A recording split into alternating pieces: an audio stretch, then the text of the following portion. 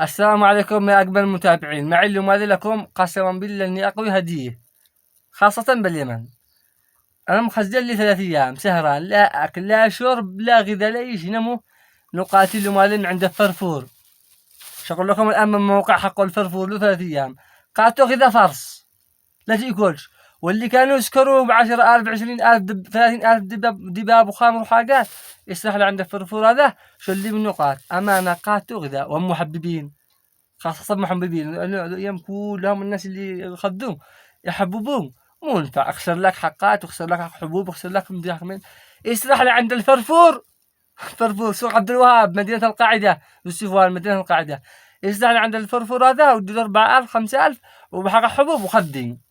أمانة إنه عسل قط حقه عسل، والله إنه بوقي ضمانة، سعر مناسب كل شيء عنده.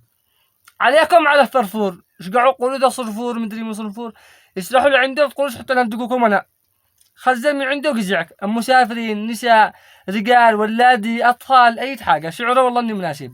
100 ريال 300 ريال كم تشي راسك تسحب امشي اللي عند الفرفور تخد والله إنه طلع من راسك عصفور.